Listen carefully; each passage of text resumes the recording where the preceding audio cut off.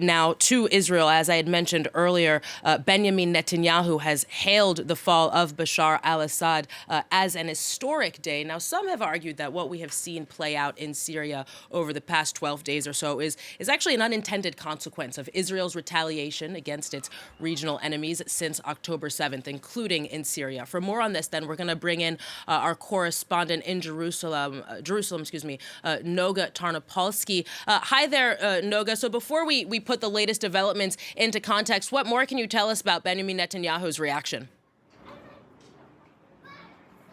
Well, it's his first reaction. He just posted pictures of himself gazing over the Syrian border from the town of Mazzeh al-Sham on the Golan Heights. He is quite cautious. It's a long statement, but he's quite cautious.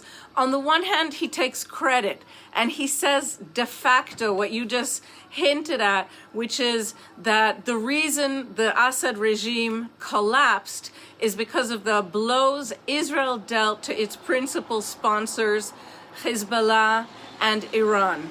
It's interesting that he does not mention Russia in this context. But the other thing is, Israel really does not know what is coming next. And so he did make sure in the same statement to say that this is a positive development. The fall of Assad is a positive development, which opens up, he said, a future with risks and opportunities. There have also been, Noga, some suspected Israeli strikes in Damascus, at least according to Lebanese and Syrian security forces. What more can you tell us about that? Yeah, I actually have something brand new about that. We're hearing reports here in Israel that the Israeli army has taken control of the Syrian army base on Mount Hermon.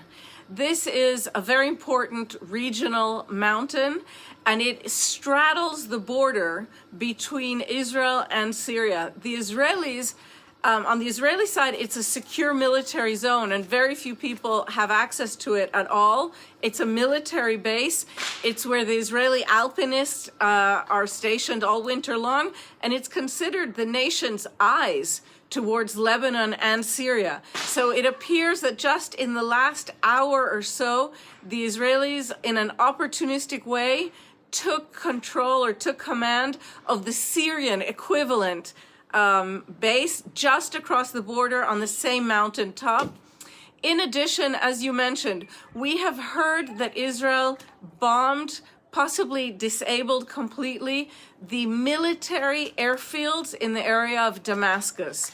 My best guess about this is that Israel is trying to give the rebels maybe a hand or help itself by making it more difficult for top Syrian officials or top Hezbollah officials, even possibly some remaining Iranian officials, to easily fly out of Damascus.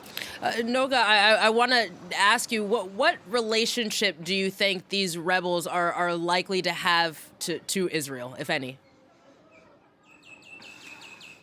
Well, there are many groups of rebels here, and we still don't know fully what their relationship is among themselves, how they're going to divvy up the spoils, and the ideological array is huge. So we have genuine Islamists like those we're now referring to as HTS, the ones commanded by Abu Muhammad Julani, who is an Islamist leader. There's no other way to put it, but he's the enemy of other Islamic militia armed movements that we know, like Hezbollah.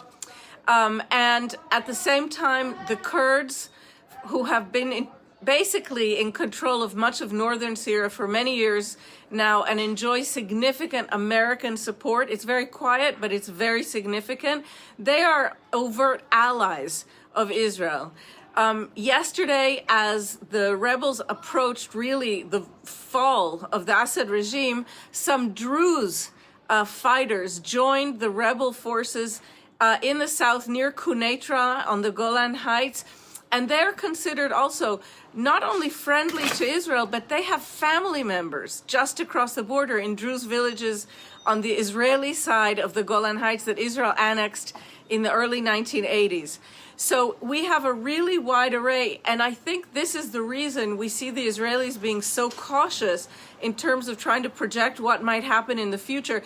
It remains unclear even which branch of these conquering rebels are going to take hold of the southern border of Syria where it touches on Israel.